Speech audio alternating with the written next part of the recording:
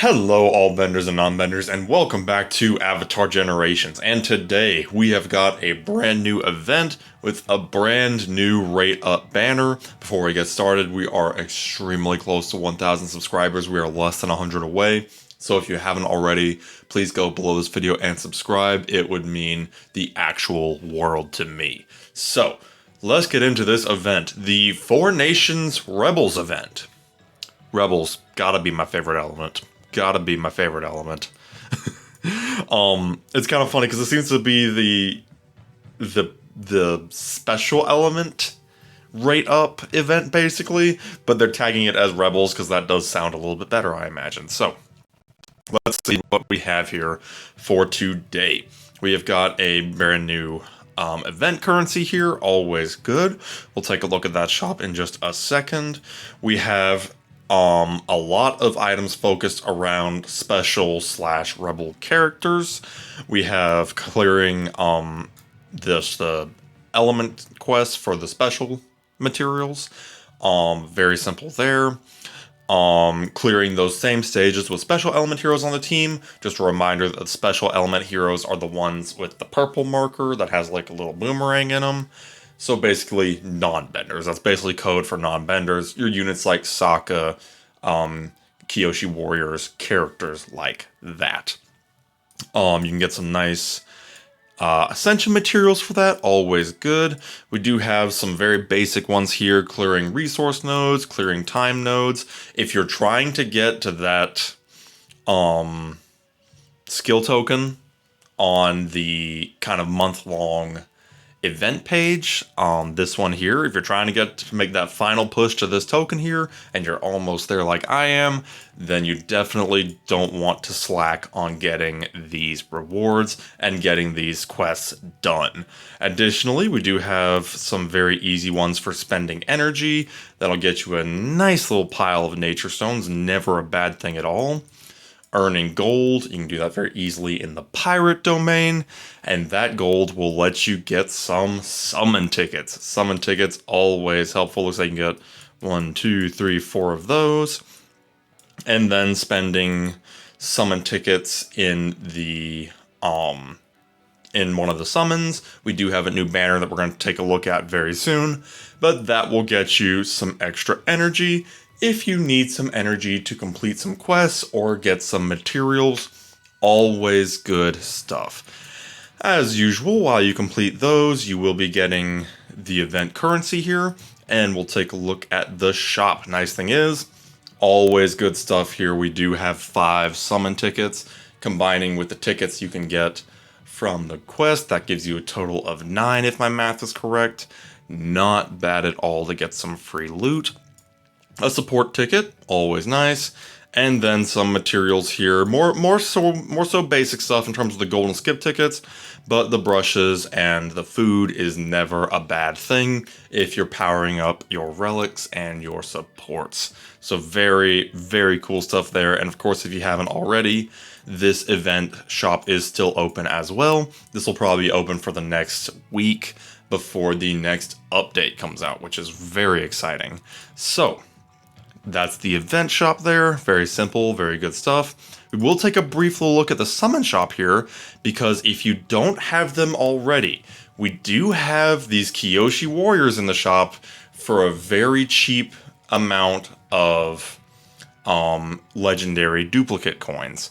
If you haven't already and you've been wanting to get these characters, this is your best opportunity. Normally, they do hang out in the special shop here for 20, so they are effectively half off at the moment, letting you pick up one for 10. Additionally, we do also have kind of the signature Kyoshi Warriors Katana. Just a reminder here that this will inflict the special element on an enemy for 1 turn if the caster is in a positive stance or state when they attack, which is a very common state for Kyoshi Warriors to be in. Keep in mind too, this also works on Kyoshi Warrior Sokka, who we're going to talk about very soon here. But if you're trying to inflict that special element, this is not a bad weapon to have. So Speaking of Kyoshi Warrior Sokka, we do have the Four Nation Rebels event here. This has some interesting stuff here. We do have 2 5-star characters featured here. We actually have the Unagi featured on this banner. Just a reminder here that the Unagi increases the attack of special heroes by 25% at tier 1, obviously going up on each tier. We actually haven't seen this guy since the Suki banner at the very beginning of the global launch of the game. So it's kind of interesting that he shows up here. It makes perfect sense because obviously he is explicitly made for special heroes, but it is kind of interesting that Unagi showed up here and no Suki. So Suki enjoyers who maybe missed out on her at the very beginning of the game, you're gonna have to wait a little bit longer. Hopefully she will have a rerun soon though. I would certainly like that, like to see that. Always good stuff. But let's talk about what else we have here. We have Jang, a pirate captain character here. She is a very fast character. Her basic deals swift damage, meaning it is based on her speed, never a bad thing at all. And then on my command, we'll remove any provoking states and set a marked state on one enemy, which is always cool. Basically is like a forced taunt on an enemy while also totally tanking their defense and preventing any turn meter gains. So that's always cool. And then she can also increase the turn bar of herself and the ally with the lowest attack and gain some focus. So kind of an offensive support hero there. She basically marks the enemy and lets your team just go nuts on them and focuses on being very fast with that turn meter gain. And then we have Steady Crew. Allies that attack enemies in a marked state grant Jang a random offensive buff and increase speed for 1 turn and decreases the turn bar of all enemies by 15%. This ignores resistance.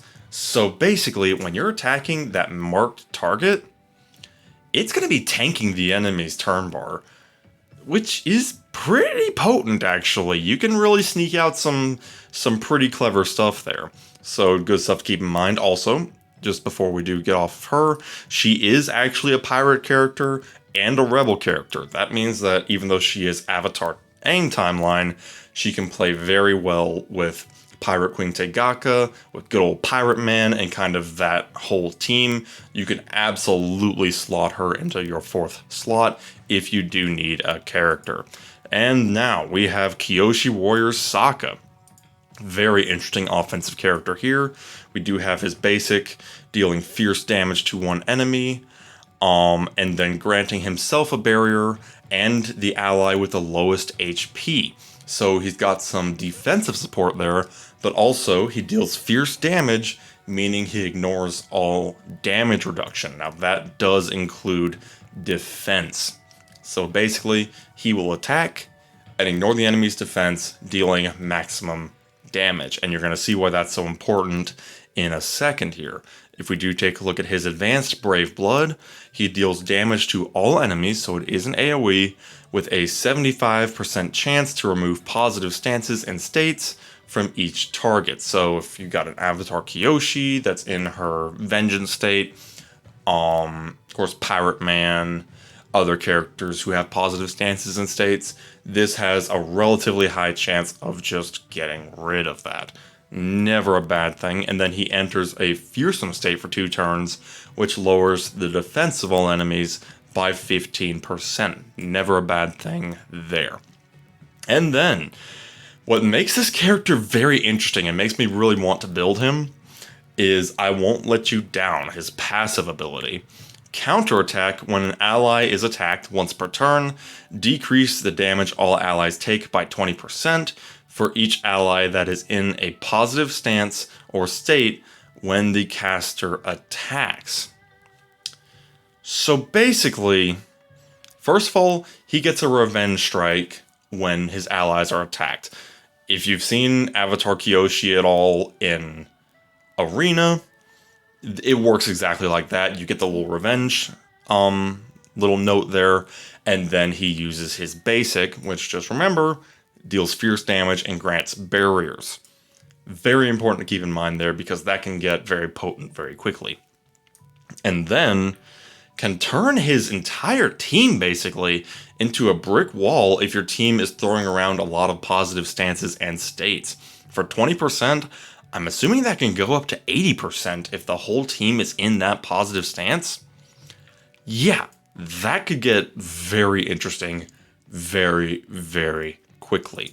And then that's the 2 characters. And then we do actually have a new exclusive relic here, the Flying Wolf Bat.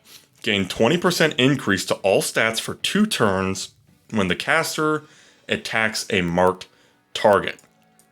That is very clearly meant to play with her, because just a reminder, her advanced skill inflicts the marked state on an enemy, and then you follow up with an attack on this, granting a truly massive increase to your stats, 20% to everything, and that's just at tier 1, which means it can get quite a bit higher if you get lucky.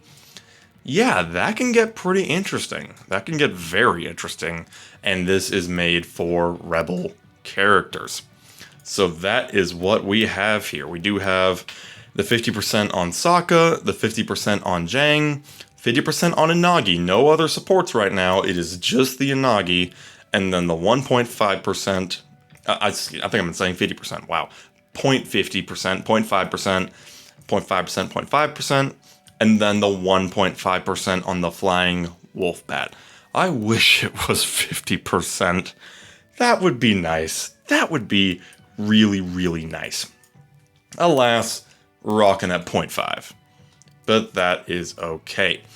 I personally am going to be summoning on this banner because Kyoshi Warrior Sokka did recently get a nice little buff. I do think he definitely has a place in Arena if you do kind of build him correctly and build your team correctly.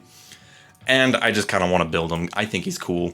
And a little side benefit here, but as far as story quests go, Sokka is very likely going to be a required unit in the vast majority of the Avatar Aang timeline story quests. So if you're a newer player and you find yourself kind of struggling with that a little bit, maybe the 4-star Sokka isn't quite getting you through what you need to do, this guy is a pretty noteworthy upgrade. It's a small benefit and pretty niche to newer players probably, or players who are struggling to have their Sokka survive in the story missions, but never a bad thing. Never a bad thing. Like I said, I just straight up want him.